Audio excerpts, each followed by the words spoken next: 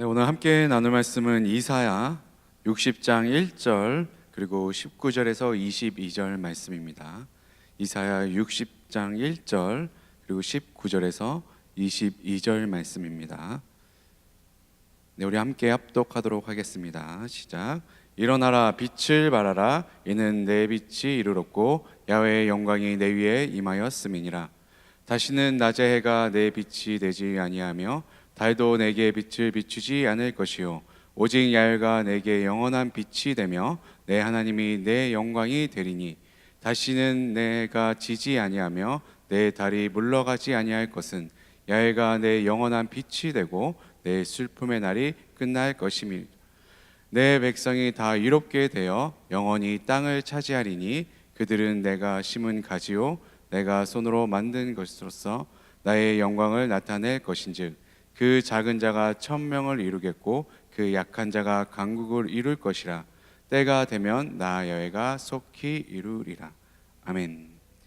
네, 오늘은 영원한 빛 되시는 하나님이라는 말씀의 제목으로 우리가 함께 말씀을 나눠보도록 하겠습니다.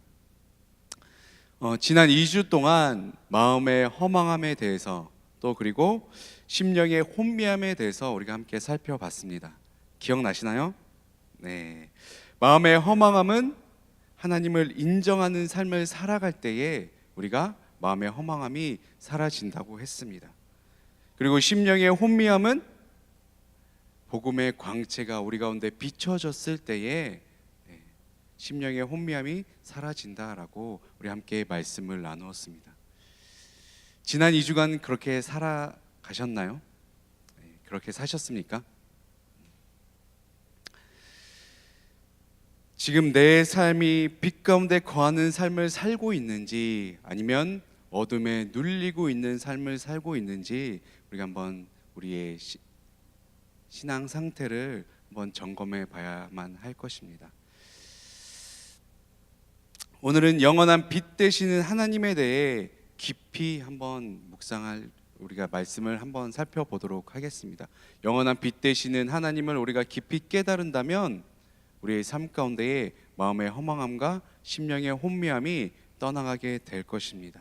반드시 영원한 빛 되신 하나님께서 여러분들 삶 가운데 주장하여 주셔서 빛을 발하는 삶을 살아가시는 여러분들이 되시길 바랍니다. 그럼 우리의 삶 가운데 일어나 빛을 발하는 빛을 비추는 삶을 살기 위해서는 어떻게 해야 될까? 첫 번째는 함께 읽겠습니다. 시작. 죄를 떠나는 자가 되어야 합니다. 죄를 떠나는 자가 되어야 된다는 것입니다. 우리의 삶 가운데 일어나 빛을 발하는 그런 삶을 살기 위해서는 첫 번째로 해야 될 것은 우리의 죄를 떠나버려야 된다는 것입니다. 이사야 59장 20절에 이렇게 말씀하고 있습니다. 야훼의 말씀이니라. 구속자가 시온에 임하며 야곱의 자손 가운데에서 죄과를 떠나는 자에게 임하리라. 우리의 구속자 되시는 하나님께서 우리에게 어떻게 임하신다고요? 자신의 죄과에서 자신의 죄에서 떠나 있는 자에게 임하여 주시겠다라고 말씀하고 있습니다.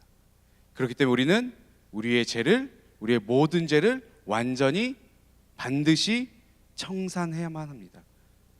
우리의 죄를 완전히 청산하였을 때 우리 구속자 되시는 하나님께서 우리 가운데 임하여 주시겠다라고 지금 말씀하고 있는 것입니다. 우리의 죄를 떠나는 자가 되었을 때, 우리의 죄가 떠났을 때에 우리가 하나님의 말씀을 듣는 자가 되어진다는 것입니다. 이사야 59장 1절에서 2절은 우리 함께 읽도록 하겠습니다. 시작. 야훼의 손이 짧아 구원하지 못하심도 아니요 귀가 둔하여 듣지 못하심도 아니라 오직 너희 죄악이 너희와 너희 하나님 사이를 갈라놓았고 너희 죄가 그의 얼굴을 가리어서 너희에게서 듣지 아니시게 함이니라.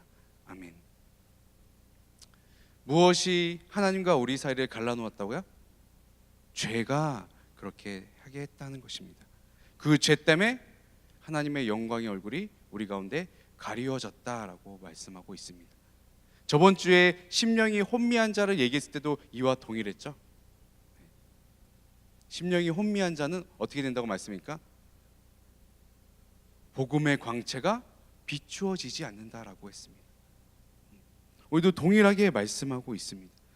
우리의 죄가 있으면, 세상 사람들과 같이 우리 안에 죄가 있으면 하나님께서 우리에게 임하여 주시지 않는다라고 말씀하고 있습니다. 그렇기 때문에 우리의 삶 가운데 있는 모든 죄를 반드시 청산해야만 합니다. 그럼 그 죄를 우리가 어떻게 청산할 수 있을까요? 그 죄와 우리가 어떻게 완전히 분리될 수가 있을까요? 스가랴 1장 3절은 이렇게 말씀하고 있습니다. 그러므로 너는 그들에게 말하기를 만군의 야훼께서 이처럼 이르시되 너희는 내게로 돌아오라. 만군의 야훼의 말이니라. 그리하면 내가 너희에게로 돌아가리라. 만군의 야훼의 말이니라.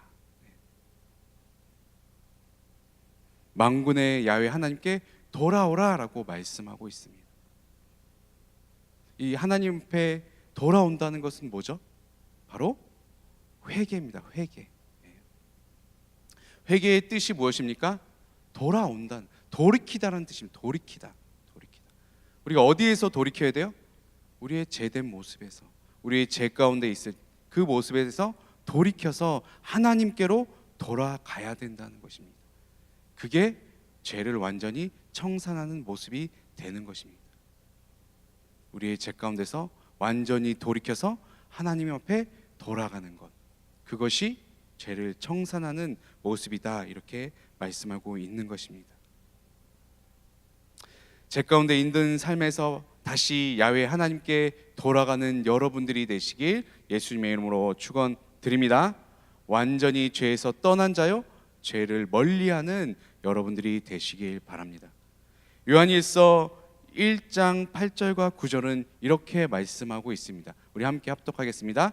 만일 우리가 죄가 없다고 말하면 스스로 속이고 또 진리가 우리 속에 있지 아니할 것이요, 만일 우리가 우리 죄를 자백하면 그는 미쁘시고 의로우사 우리 죄를 사하시며 우리의 모든 불의에서 깨끗하게 하실 것이요. 아멘. 우리가 죄가 없다라고 얘기를 한다면 스스로를 속이는 자다라고 얘기를 하고 있습니다. 우리 모두 다 이 세상을 살아갈 때에 죄를 짓게 됩니다. 그렇기 때문에 그 죄를 인정하고 그 죄를 지금 어떻게 하라고 말씀하고 있습니까? 그 죄를, 그 모든 죄를 자백하라라고 얘기하고 있습니다. 그 죄를 하나님 앞에 자백하라라고 말씀하고 있는 것입니다. 그렇기 때문에 우리가 죄를 청산하고 죄를 멀리하기 위해서, 죄를 완전히 떠나버리기 위해서는 유일한 방법은 우리의 죄를 주님 앞에 고백해야 된다는 것입니다. 자백해야 된다는 것입니다. 그렇게 하시면 어떻게 한다고 말씀하고 있습니까?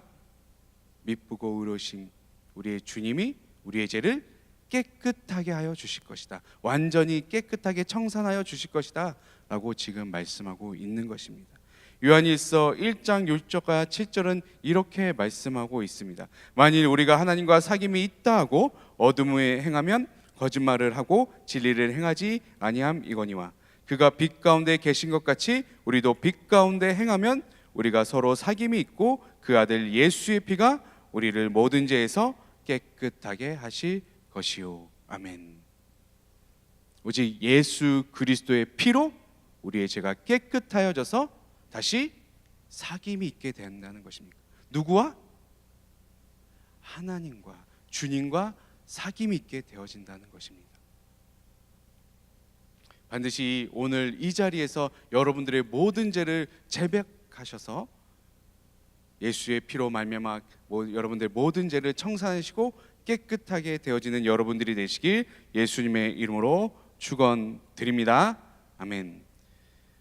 두 번째로 우리의 삶 가운데서 빛을 발하는 삶을 살기 위해서는 반드시 이것이 필요합니다. 우리 함께 읽겠습니다. 시작.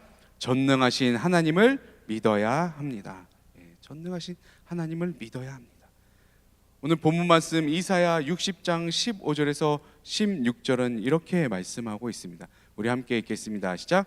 전에는 내가 버림을 당하며 미움을 당하였으므로 내게로 가는 자가 없었으나 이제는 내가 너를 영원한 아름다움과 대대의 기쁨이 되게 하리니 내가 이방 나라들의 젖을 빨며 무당의 젖을 빨고 나 야훼는 내 구원자 내 구속자 야곱의 젖는 자인 줄 알리라. 아멘. 전능하신 하나님께서 우리에게 영원한 아름다움과 대대의 기쁨을 우리에게 허락하여 주시겠다라고 지금 말씀하고 있습니다. 그러면 여기서 말하는 영원한 아름다움과 대대의 기쁨, 영원한 기쁨은 무엇을 말하고 있는 것입니까? 바로 하나님이 계신, 하나님과 함께하는 것, 하나님이 계신 저 천국에서 우리가 함께하는 것, 이것이 바로 영원한 아름다움과 영원한 기쁨에 참여하는 것이다 라고 우리가 말씀을 나눌 수가 있습니다. 그렇기 때문에 우리 구속자 되시고 우리의 구원자 되신 하나님과 영원한 기쁨을 누리시는 여러분들이 되시길 바랍니다. 근데 여기서 말하는 나 야훼는 내 구원자, 내 구속자가 되어주신다고 말씀하고 있는데 여기서 내는 누굽니까? 바로 이스라엘을 뜻하는 것입니다. 이스라엘의 구원자요, 이스라엘의 구속자가 되어주시겠다라고 말씀하고 있는 것입니다. 그럼 우리는 이스라엘 백성이 아니잖아요. 그럼 우리는 하나님께서 이스라엘의 하나님이 되어주셔서 구속자요 구원자가 되어주시겠다고 지금 말씀하고 있는데 우리는요, 우리에게는 하나님께서 자신의 아들이신 독생자이신 예수 그리스도를 이 땅 가운데 보내셔서 예수 그리스도를 통하여서 우리의 구원자가 되어주시고 우리의 구속자가 되어주셨다는 것입니다. 이 사실을 믿으시는 여러분들이 되시길 바랍니다. 그리고 또 좀 더 살펴볼 것은 하나님이 우리의 젖는 자가 되어주신다라고 말씀하고 있습니다. 여러분들 가운데 하나님이 젖는 자이십니까? 그것을 믿으시나요? 확실히 믿으시나요? 젖는 자 되신 하나님을 믿으시는 여러분들이 되셔야만 합니다. 여러분들의 삶 가운데 매 순간순간마다 그것을 인정하는 여러분들이 되셔야 된다는 것입니다. 그래서 우리는 믿어요. 하나님이 우리의 젖는 자이심을 믿습니다. 그러면 믿지 않는 사람들은 어떻게 하나님이 젖는 자이심을 우리가 증명할 수 있을까요? 여러분들은 어떻게 증명합니까? 우리한테는 젖는 자 하나님이에요. 또 이스라엘 백성들한테도 젖는 자 하나님이 되어주세요. 그것을 우리는 믿습니다. 믿지 않는 사람들은 어떻게 그것을 믿고 하나님이 젖는 자이심을 알게 될까요? 그것은 이스라엘을 통해서 역사하신 그 하나님을 우리가 믿으면 또 그것을 보면 우리가 그것을 깨닫게 된다는 것입니다. 하나님이 젖는 자이심을 우리가 깨닫게 된다는 것입니다. 오늘 말씀 이사야 60장 16절 후반절에 이렇게 말씀이 맺어지고 있어요. 야곱의 젖는 자임을 알리라. 야곱의 젖는 자임을 알리라. 야곱의 젖는 자래요. 야곱의 젖는 자. 야곱의 다른 이름이 무엇이죠? 야곱 이름 또 있잖아요. 예, 그렇습니다. 이스라엘. 야복 강가에서 천사와 싸움에 이겼을 때에 하나님께서 야곱에게 허락하신 이름 이스라엘입니다. 이스라엘. 우리가 이스라엘의 역사를 살펴보면 하나님이 정말 젖는 자이시고 살아계신 분이시구나 라고 우리가 인정할 수 있게 된다는 것입니다. 우리가 모세오경에서 하나님을 말할 때에 우리 하나님을 어떻게 표현하죠? 아브라함의 하나님, 이삭의 하나님, 야곱의 하나님, 이렇게 우리가 하나님을 우리가 표현하고 있습니다. 그렇기 때문에 우리가 이스라엘, 야곱의 하나님을 우리가 설명하기 위해서는 반드시 누구를 먼저 살펴봐야 돼요? 아브라함을 살펴봐야 됩니다. 아브라함이 하나님께서 부르실 때 어디에 살았습니까? 원래 아브라함의 고향은 어디예요? 갈대아 우르. 갈대아 우르였잖아요. 갈대아 우르라는 도시는 어디에 있었습니까? 여러분들이 세계사 할 때 많이 배웠잖아요. 메소포타미아 문명. 거기에요, 거기. 그럼 어떤 도시였을까요? 그 당시 가장 발전된 도시, 가장 문명이 찬란한 도시가 어디였어요? 그 지역이었어요. 그 지역. 유브라데와 티그리스 강이 만나는 그곳, 가장 풍요로운 곳. 근데 하나님께서 뭐라고 말씀하십니까? 그 아브라함에게 창세기 12장 1절에서 2절 이렇게 말씀하시죠. 여러분 다 아시는 말씀, 우리 함께 한번 읽어보도록 하겠습니다. 시작. 야훼께서 아브라함에게 이르시되 너는 너희 고향과 친척과 아버지의 집을 떠나 내가 내게 보여줄 땅으로 가라. 내가 너로 큰 민족을 이루고 내게 복을 주어 내 이름을 창대하게 하리니 너는 복이 될지라. 아멘. 하나님께서 말씀하시는 것입니다. 아브라함에게 말씀하세요. 내가 보여줄 땅으로 가라. 내가 너를 큰 민족으로 이루고 내가 너에게 복을 주어 너를 창대하게 하리라.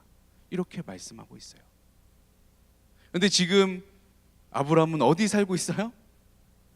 인간적인 눈으로 봤을 때 세계에서 가장 문명이 발달된 곳에 살고 있어요.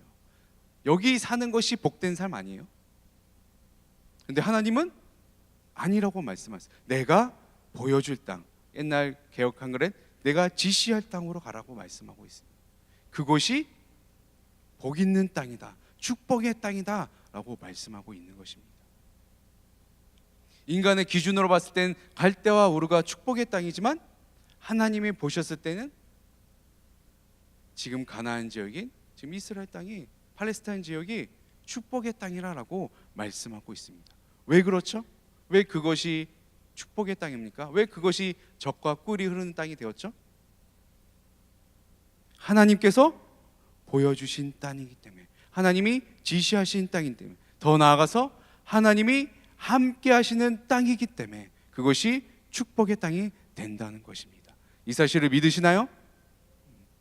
그럼 우리의 상황과 환경은 아무 상관이 없다는 거예요. 우리가 어느 곳에 있든지 하나님이 우리와 함께 하시면 그것이 축복의 땅이고 그것이 축복의 장소임을 믿으시는 여러분들이 되시길 바랍니다. 위치상으로는 정말 안 좋은 땅이에요. 그게 그냥 지리적인 입장에서 봤을 때는 지금 이스라엘 땅이 정말 안 좋은 땅입니다. 왜 그렇죠? 우리하고 비슷해요. 이 한반도하고 비슷합니다. 강대국이 영토를 확장할 때 반드시 지나가야만 하는 땅이에요. 이집트가 위로 올라가려면 어떻게 해야 돼요? 반드시 이스라엘 땅 지나가야 돼요. 또 이 아시아 지역에서 유럽을 정복할 때 어떻게 해야 돼요? 반드시 이 땅을 지나가야 돼. 또 유럽에서 아시아로 지나갈 때에 땅을 정복하러 갈 때 반드시 이 땅을 지나가야 돼요. 그렇기 때문에 수많은 외침이 있는 곳. 우리도 마찬가지. 한반도니까 대륙 위에 있는 중국이 아니면 러시아가 저 섬 나라를 차지하기 위해서 어떻게 돼요? 일본을 차지하기 위해서 우리나라를 지나가야 돼요. 그럼 일본이 저 대륙을 정복하기 위해서 어떻게 해야 돼요? 우리나라를 지나가야 돼요. 일본이 처음 명목이 그거였습니다. 우리 지나만 갈게. 임진왜란의 이유가 지나만 갈게. 근데 그렇게 했습니까? 절대 그렇게 하지 않죠. 이 이스라엘 땅도 그런 땅이었어요. 지리상으로는 최악의 땅이에요. 최악의 땅. 그래서 수많은 외침이 있었습니다. 그리고 실제로 바벨론에 의해서 이스라엘은 BC 586년에 멸망에 이릅니다. 그리고 또 500년이 지나서 로마에게 의해서 또 나라가 멸망하게 됩니다. 근데 멸망한 이유가 무엇이었습니까? 멸망한 이유가 뭐였어요? 하나님 앞에 순종하고 하나님 앞에 예배를 잘 올려드릴 때는 수많은 외침이 있어도 이스라엘은 견고했습니다. 이스라엘은 절대 나라를 빼앗기지 않았어요. 이집트가 쳐들어오건 누가 쳐들어오건 다 막아냈습니다. 이겨냈어요. 하지만 하나님의 말씀에 순종하지 않고 우상 숭배할 때에 나라를 잃게 된 것입니다. 그래서 70년 동안 바벨론의 포로로 붙잡히게 된 거예요. 그게 분열왕국 시대였잖아요. 그렇게 나라가 멸망했습니다. 근데 70년 후에는 어떻게 되었습니까? 하나님의 계획하심을 따라 역시 이스라엘 이방인 왕이었던 바사 왕 고레스를 통하여서 그 고레스의 왕의 마음을 감동시키셔서 어떻게 하셨어요? 그 바벨론의 포로로 잡혀갔던 이스라엘 백성들을 다시 이스라엘 땅으로 돌려보내게 했습니다. 그리고 나서 하나님의 성전을 지을 수 있도록 도우게 하셨어요. 그래서 하나님의 성전이 세워지고 다시 나라를 회복하게 되었습니다. 로마 시대 때는 왜 멸망했습니까? 이스라엘이 왜 멸망했어요? 구원자요 구속자 되시는 예수 그리스도가 그 당시에 임하셨어요. 이 땅에 오셨어요. 근데 누구만 알아보지 못했습니까? 유대인이 알아보지 못했어요. 그래서 하나님께서 그 땅을 멸하신 것입니다. 이스라엘을 멸망시키신 거예요. 물론 멸망시키신 이유가 있었습니다. 그렇게 해서 어떻게 했습니까? 더 복음이 흩어지면서 디아스포라가 되면서 복음을 두고 전 세계로 복음이 전파되는 계기가 되었다는 것입니다. 그리고 나서 언제 이스라엘이 나라를 회복했어요? 언제 회복했습니까? 1944. 몇 년 걸렸어요? AD 60년에 멸망해서 1883년이나 걸렸어요. 나라를 회복하는데. 근데 생각해 보자고요. 우리 식민지 생활 몇 년 했죠? 우리나라가? 거의 반세기 정도 우리가 식민지 생활했어요. 근데 지금도 식민지 잔재가 있어요, 없어요? 아직도 있어요. 우리 외래어 중에 일본말 지금도 많이 쓰고 있습니다. 그리고 일본이 왔을 때 뭐부터 했어요? 식민지 때 우리의 말부터 없어요. 말부터 없어요. 우리의 문화를 완전히 창씨 개명 이름 다 바꿔버리고.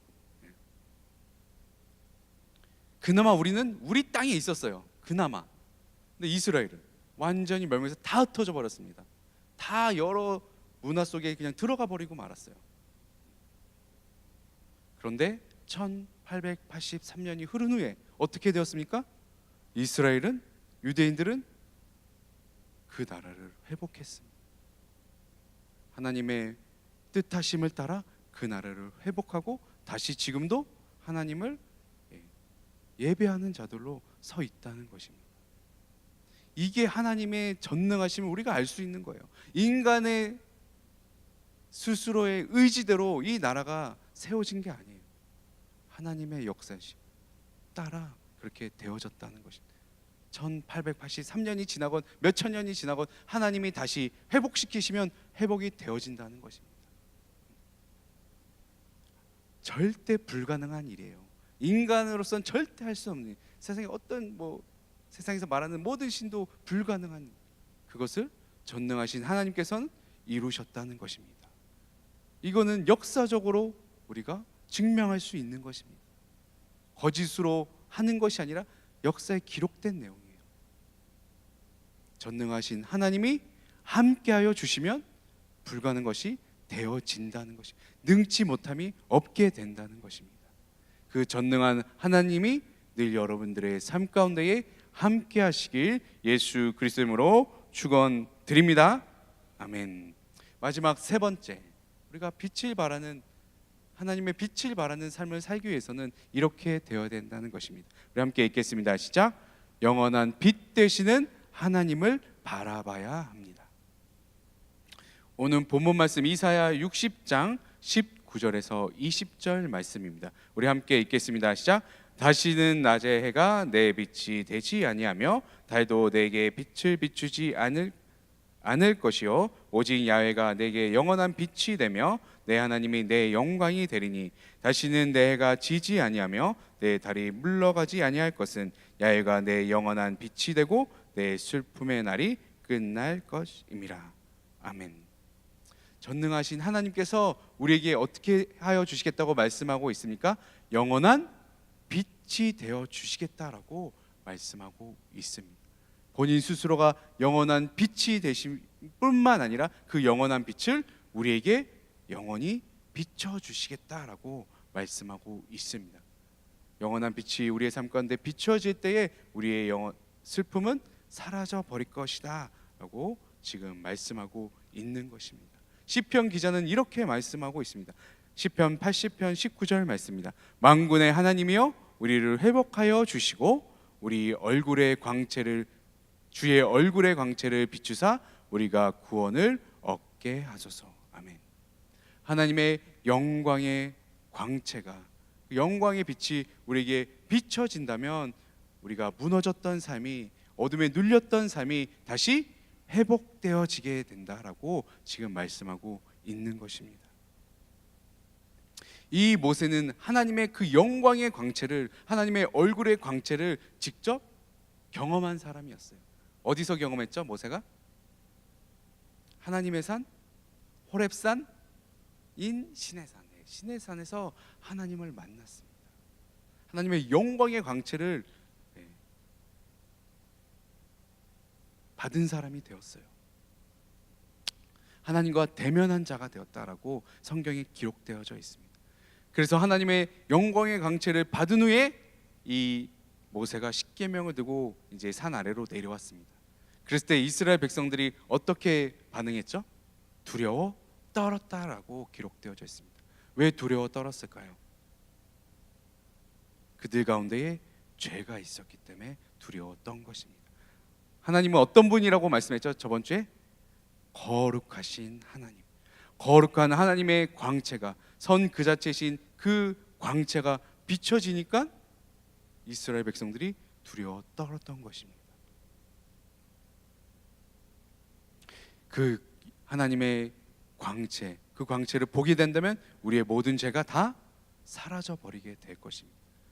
그것이 곧 거룩한 광채요, 선인 그 광채 그 자체이기 때문에 우리 가운데 죄가 떠나버리게 될 것입니다. 죄가 우리를 침범하지 못하게 된다는 것입니다. 그렇기 때문에 영원한 빛 되시는 그 하나님의 얼굴의 광채를 바라보시는 여러분들이 되시길 바랍니다. 그 광채를 바라보실 때에 그 영원한 빛의 광채를 여러분들 가운데에 모셔드리는 여러분들이 되셨으면 좋겠습니다. 그럼 그 영원한 광채를, 우리 하나님을 우리가 어떻게 만날 수가 있을까요? 어떻게 그 광채를 받을 수 있을까? 하나님이 그 광채를 비추실 때 우리 가운데 어떻게 그 비춤을 우리가 받을 수 있을까? 어떻게 그렇게 할 수 있죠? 모세를 배우면 되죠. 모세는 시내산에 가서 무엇을 했죠? 하나님 앞에 뭐 했습니까? 하나님의 말씀을 받았습니다. 또 하나님 앞에 기도를 올려드렸습니다. 우리 하나님의 말씀이 선포되고 우리가 기도하는 장소가 어디입니까? 바로 교회, 예배를 통해서 하나님을 우리가 만나게 된다는 것입니다. 하나님의 임재가 임하는 것이 바로 이 하나님의 처소에서 우리가 하나님을 만나게 된다는 것입니다. 여러분들이 예배 드리실 때에 하나님을 만나시는 여러분들이 되시길 바랍니다. 하나님의 그 영광의 광채, 그 빛을 여러분들이 받으시는 여러분들이 되시길 바랍니다. 우리가 저번 주에 했잖아요. 우리 여러분들이 영원히 열려지게 된다면 그 영광의 광채의 빛을 여러분들이 보게 되는 자가 되게 될 것입니다. 반드시 오늘 이 시간, 또 맨날 예배를 드리는 그 순간순간마다 하나님을 만나시고 하나님 그 영광의 광채를 받으시는 여러분들이 되시길 예수님의 이름으로 축원드립니다. 그렇게 영광의 광채를 받으셔서 다시 여러분도 그 빛을 발하시는 여러분들이 되시길 바랍니다. 일어나 빛을 발하는 여러분들이 되시길 바랍니다. 우리 이사야 60장 21절 함께 한번 읽어보도록 하겠습니다. 우리 하나님의 영광의 광채가 우리 가운데 비춰졌을 때에 이렇게 되어진다는 것입니다. 이사야 60장 21절 함께 읽겠습니다. 시작. 내 백성이 다 이롭게 되어 영원히 땅을 차지하리니 그들은 내가 심은 가지요 내가 손으로 만든 것으로서 나의 영광을 나타낼 것인즉. 하나님의 영광의 광채가 우리 여러분에게 비춰진다면, 복음의 광채가 여러분들 가운데 비춰진다면 여러분들이 어떻게 된다고요? 의롭게 되어서 저 영원한 땅을 저 천국을 차지하게 될 것이고, 거기서 그치는 것이 아니라 마지막에 뭐라고 말씀하고 있습니까? 나의 영광을 나타낼 것인즉, 하나님의 영광의 빛을 나타내는 여러분들이 되게 된다는 것입니다. 우리 이사야 60장 1절 말씀 우리 함께 읽겠습니다. 시작. 일어나라, 빛을 발하라. 이는 내 빛이 이르렀고 야훼의 영광이 내 위에 임하였음이니라. 아멘. 하나님의 영광이 여러분 위에 항상 임하여지길 예수님의 이름으로 축원드립니다. 하나님의 영광이 늘 여러분들 가운데 임하셨을 때에 거기서 그치는 것이 아니라 일어나 하나님의 영광의 빛을 비추는 여러분들이 되길 예수님의 이름으로 축원드립니다. 아멘. 그렇게 될 때 우리가 하나님의 영광의 빛을 비추는 자가 된다면 오늘 마지막 말씀처럼 되어지게 된다는 것입니다. 오늘 본문 말씀 마지막 말씀 이사야 60장 22절 말씀입니다. 우리 함께 읽겠습니다. 시작. 그 작은 자가 천명을 이루겠고 그 약한 자가 강국을 이룰 것이라. 아멘. 네, 이어서 읽겠습니다. 시작. 때가 되면 나 야훼가 속히 이루리라. 아멘. 작은 자가 어떻게 된다고요? 천명을 이룬다라고 말씀하고 있습니다. 천명, 한 명이 천명, 한 명이 만명을 감당하는 자가 되게 된다는 것입니다. 여기 계신 우리 귀한 청년이 그냥 단순히 한 사람이 아니라는 것입니다. 여러분 한 사람이 천명을 감당하고 만명을 감당하는 자들이 될 수 있게 된다는 것입니다. 어떻게 하면요?